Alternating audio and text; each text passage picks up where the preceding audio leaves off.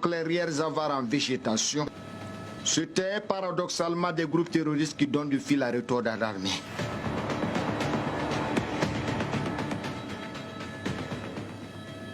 Le canon bien tendu, le paracommando scrute le moindre mouvement suspect.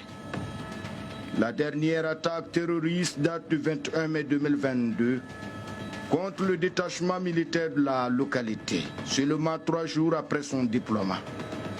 Ce jour-là, mal en a pris les djihadistes. La riposte de l'armée avait fait une quarantaine de morts dans leur rang.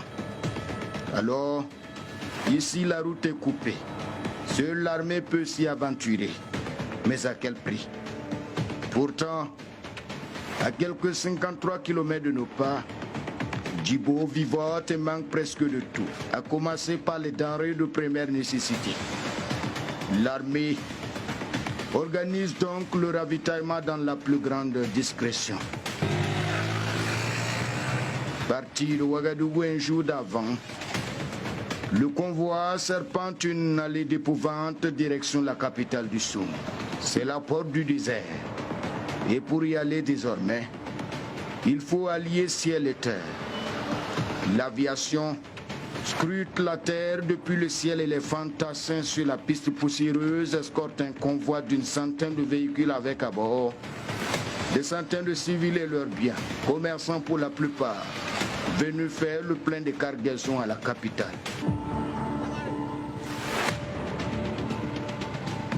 Notre périple commence avec eux à la périphérie de Bouzanga. Pick-up, car remorque vrombissent dans un nuage de poussière.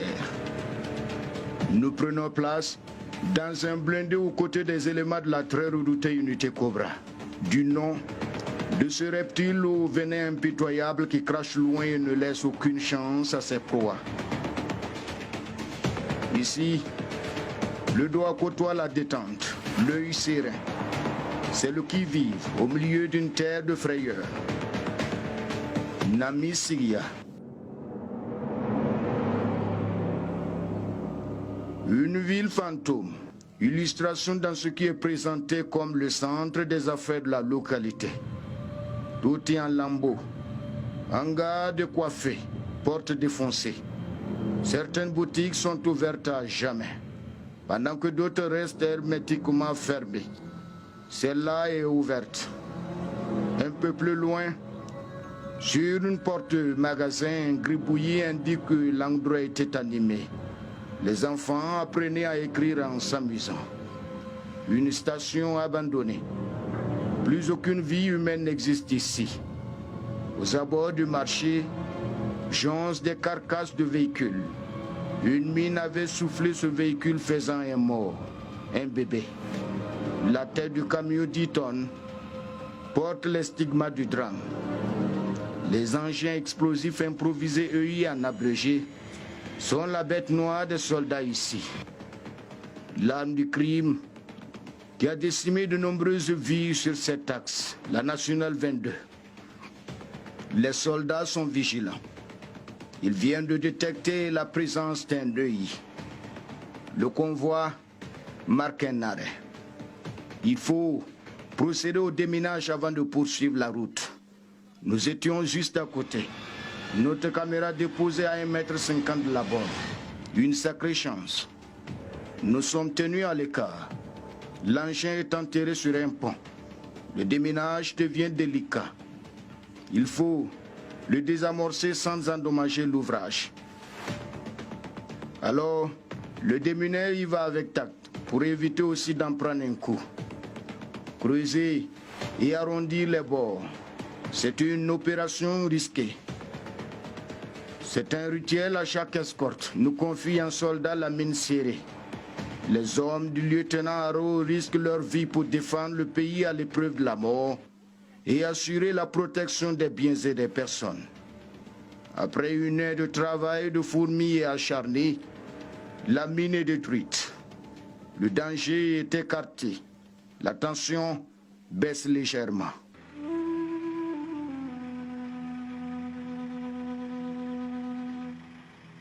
Dernier check-in.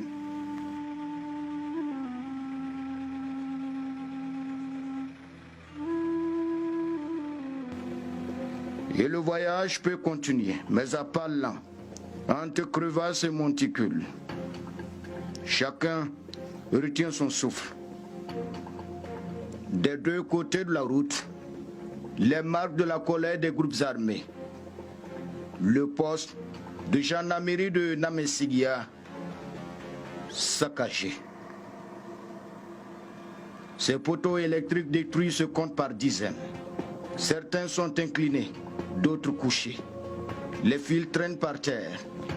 Ils portent tous la signature des terroristes.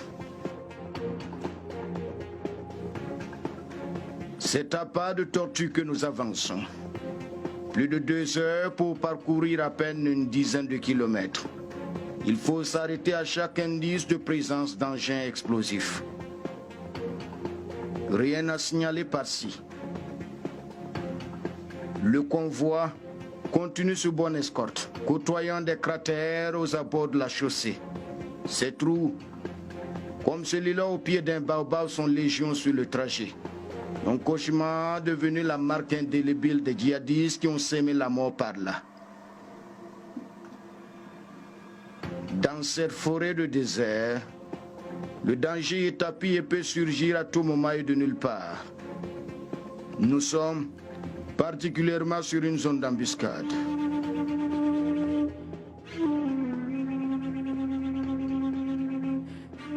Apparemment, des djihadistes prépareraient un coup contre le convoi. Au même moment, un fantassin manque à l'appel. La tension monte. Le convoi est une fois encore à l'arrêt. Le blindé va à la rescousse. Dames à la terre sableuse et blanchâtre.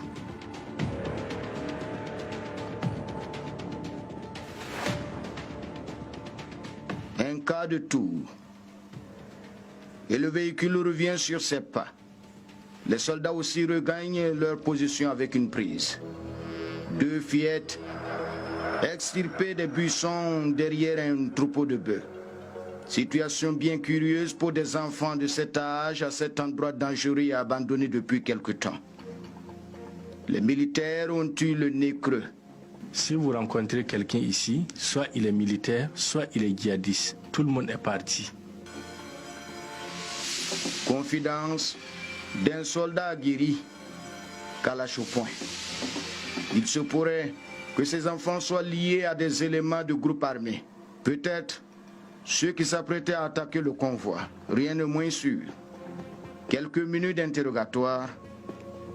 Hors de notre caméra, un soldat va les ramener à l'endroit où elles ont été retrouvées. Gaskinde, 30 km de Djibo. Ici, les groupes terroristes ont sévi, obligeant la population à vider les concessions. Plusieurs personnes y ont perdu la vie. Zigzagant, nous voyons hors de la chaussée la carcasse carbonisée du véhicule de l'ancien député maire de Djibo, enlevé par des hommes en armes le 20 mai 2019. Son corps sans vie avait été retrouvé quelques jours après.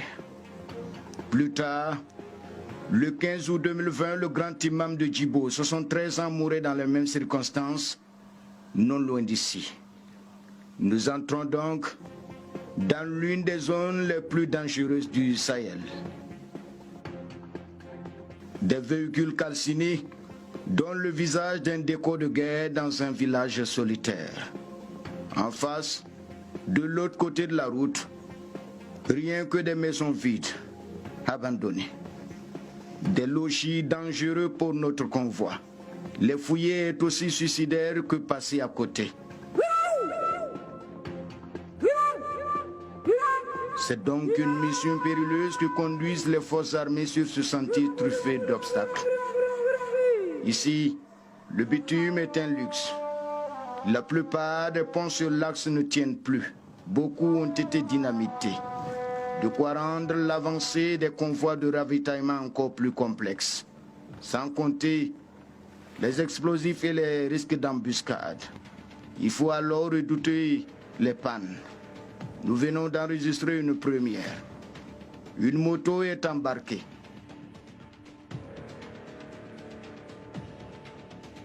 Il y a un véhicule en panne.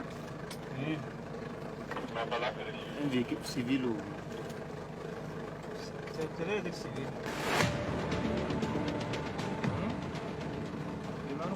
Plus loin, une deuxième panne est signalée. Cette fois, c'est un véhicule à l'arrêt, à la queue du cortège, à plus d'1 kilomètre. La marche s'arrête. À moto, nous faufilons entre les autos et motos pour y retourner. Certains passagers profitent de quelques minutes de pause obligés pour souffler, d'autres pour prier. Dans ce lieu, les esprits sont à l'invocation. Le destin est suspendu.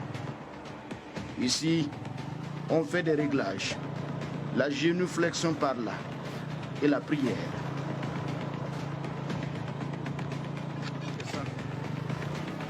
En route, au détour d'une question, j'obtiens la confirmation de l'information d'une embuscade avortée. Il semble qu'ils étaient signalés. Leur présence était signalée ici. Nous apprendrons après que l'armée de l'air a pilonné le même jour les intéressés sans donner de bilan.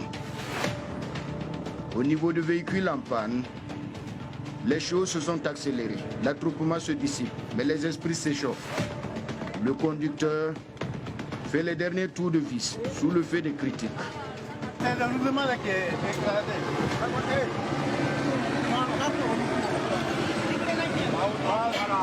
Ses collègues piaffent d'impatience.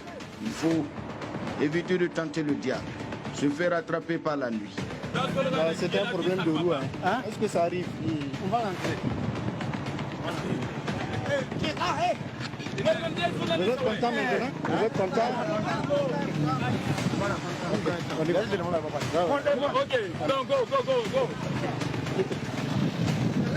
Déjà, plus de 6 heures que nous roulons sous un ciel sévère. C'est la canicule. Plus de 40 degrés dans le ventre du blindé. Une chaleur infernale sous les plaquettes de fer. 11,5 kg de la tête aux épaules. La faim se fait sentir. Du biscuit pour tenir le coup. Du biscuit, hein? Quoi? Nous sommes aux portes de Mentaou. Les premières habitations montrent le visage d'un village défiguré, meurtri. La localité a abrité le site des réfugiés venus du Mali avant de sombrer dans le chaos. C'est la bourgade martyre d'une guerre insurrectionnelle.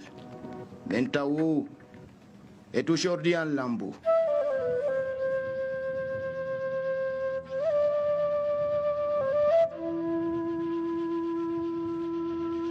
Des maisons décoiffées, certaines éventrées. Silence de cimetière.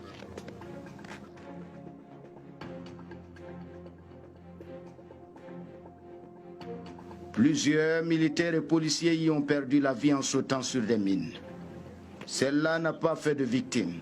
Elle a été désamorcée au passage d'un convoi. Les traces des djihadistes. Le poste de police de Mentaou attaqué à la roquette en septembre 2017. Beaucoup de dommages. Et la question, combien de temps faudra-t-il pour ramener la quiétude dans ces ruines solitaires? Nul ne sait. En attendant, c'est le calvaire sur la dédale fantomatique. 17 km nous séparent de Djibouti, la destination finale. 17 km de douleur, 17 km d'incertitude. Ici, tout peut basculer, même à l'entrée de la vieille ville de Soum. Ici, des panneaux indiquent des actions du gouvernement pour soulager les victimes du terrorisme. C'était avant que la métastase n'ait atteint les limites de Mentaou. Une goutte d'eau dans un océan de besoins pour le développement d'une localité où l'absence de l'État avait toujours été décriée. À commencer par la route. Même déviée, elle reste impraticable. Crues et ravins rendent la progression des convois difficile. Ici, les soldats font un travail de génie. Armes en bandoulière et le poids de l'accoutrement, ils comblent à main nue les trous pour éviter au convoi des embourbements. L'autre bête noire des voyageurs sur cet axe.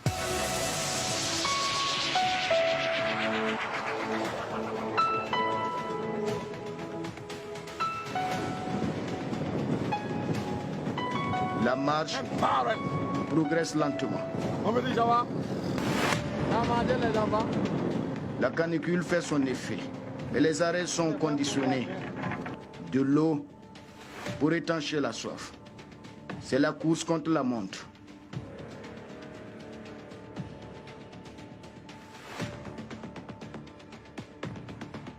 Plus loin, les précurseurs soupçonnent la présence d'une mine.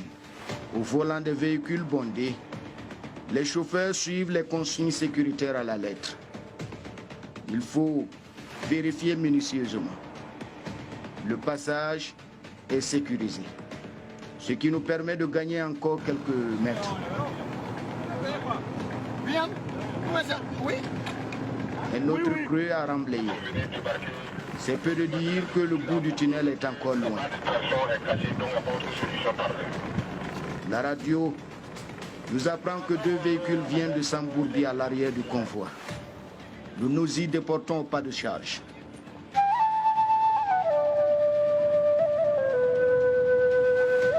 La hauteur de l'épreuve qui vient de frapper le convoi.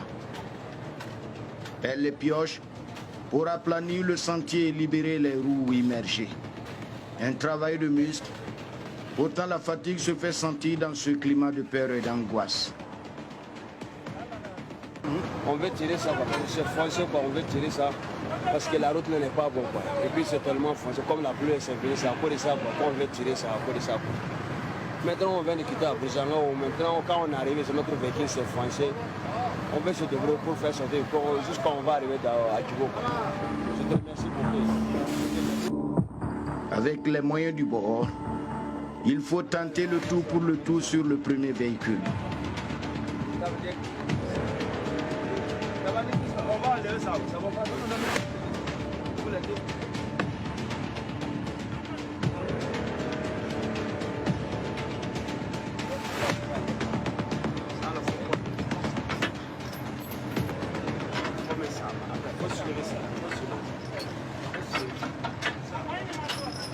C'est comme ça tous les jours?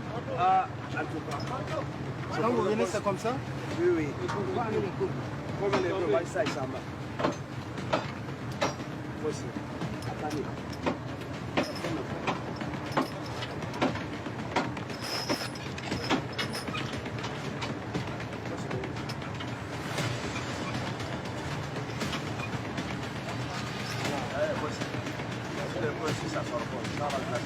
Combien de temps durera cette corvée en plein no man's land? Bien malin qui pourra deviner. D'ailleurs, ici les hommes n'y pensent même pas. On va dormir ici. On va se débrouiller pour pouvoir rentrer dans notre village, c'est bon mieux. Sinon, si on dort ici là, c'est pas important. Ici, il faut dormir ici là, c'est difficile. On est en danger. Nous, on est des familles avec les enfants, on veut se débrouiller pour chercher à manger. On connaît ça. Sinon, on ne peut pas dormir ici. C'est donc un défi majeur quand bien même les chances pour sortir les remorques sont minces. Une tentative infructueuse. L'espoir s'effrite pour le conducteur de ce camion. Rien n'est sûr pour celui-là aussi. Une partie de son pare-choc a été arrachée. Plus rien de solide ne tient pour faciliter le tractage.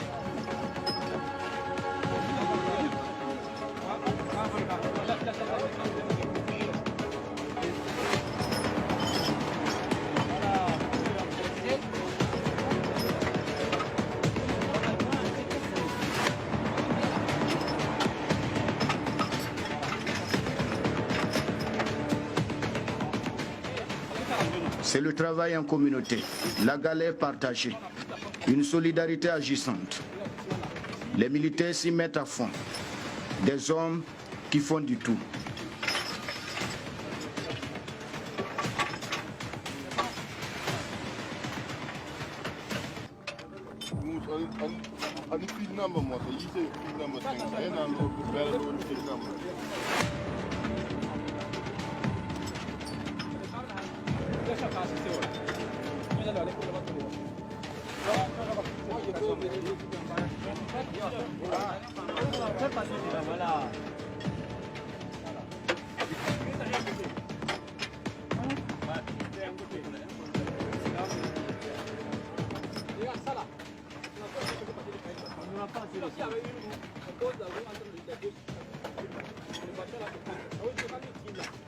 L'inquiétude grandit chez les chauffeurs pour qui ici les héros ce sont bien les militaires.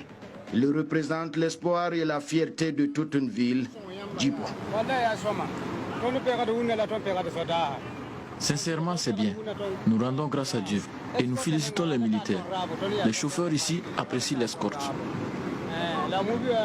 Le problème, c'est l'état de la route. La route n'est pas bonne. Mais cela n'est pas de notre faute, ni la faute des militaires.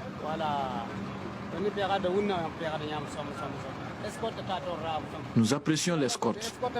À mon avis, c'est la plus importante opération de ravitaillement jamais réalisée. Surtout le nombre de véhicules. Rien ne nous est arrivé de mal. Sauf l'embourbement des véhicules. Mais cela n'est la faute à personne. Les camions vont passer la nuit ici, sous bonne garde de l'armée dans l'attente de remorques pour vider les cargaisons. Le lieu est infesté de terroristes. Ce jour-là, quand on est rentré là, nous on est rentré en profondeur comme ça, laisser les mécanos. Ils ont envoyé des enfants de venir voir si nous on est partout ou pas. Qui les gens là, les terroristes? Voilà. Ils ont envoyé des enfants de venir voir si nous on est partis laisser.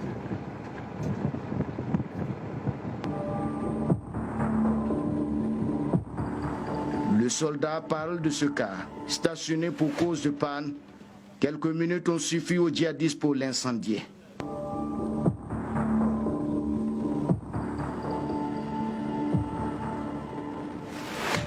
Le reste de notre convoi continue la traversée, bientôt aux portes de Djibo.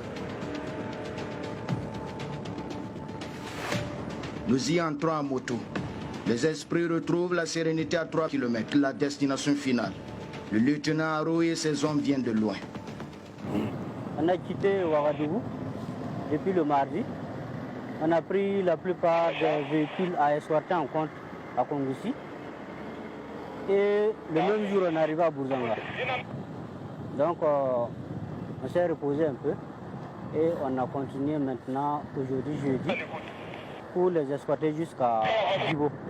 Bourzanga-Djibo, 53 km. C'est un parcours de 10 heures à l'assaut de 1001 difficultés. Et les hommes de l'unité Cobra ont allié endurance et professionnalisme pour gagner le pari. Voilà, les difficultés sont beaucoup liées à l'état de la voie et l'état également des véhicules escortés qui ne facilite pas souvent la tâche parce qu'il y a beaucoup de véhicules qui ne sont pas très bien en état. Et donc, à tout moment, on est obligé de faire des arrêts pour les sécuriser, pour qu'ils fassent des réparations. On a pu déterrer un IED en Amsilia. Voilà, c'était très compliqué de désactiver parce qu'en réalité, c'était collé à un pont. Il fallait faire très attention pour ne pas détruire le pont en même temps. Parce que si on détruisait le pont, voilà, ça allait nous compliquer la tâche pour le passage des véhicules.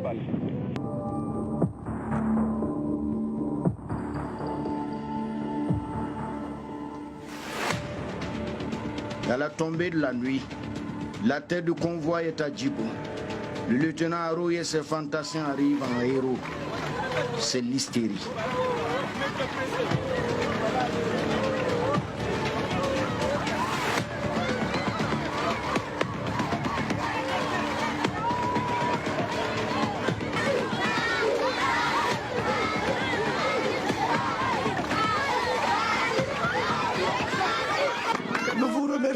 Merci à Dieu. Merci aux autorités. Que Dieu protège le pouvoir. Que Dieu fortifie le pouvoir. La joie d'un vieillard décomplexé au milieu de ses petits-enfants pour célébrer le bon boulot de l'armée. Il faut bien prendre de la hauteur le risque pour s'exprimer publiquement. En effet, la troupe pense que pour vaincre l'île terroriste, il faut un mental de guerrier, mais au-delà, il faut prendre la hauteur. Parce qu'ici, comme ailleurs, certains estiment que l'État a abandonné les siens. Pourtant, les hommes en treillis n'ont pas du tout rengainé. Au prix de leur vie, ils traquent l'ennemi. Au-dessus de la vieille ville du Somme, nous repartons avec un ressenti, celui d'une peur inouïe après un voyage au cœur du Sahel. Et une question trotte les lèvres. De quel esprit disposent les hommes au front pour dompter cette peur quotidienne et continuer la reconquête des territoires qu'occupent les fondamentalistes religieux?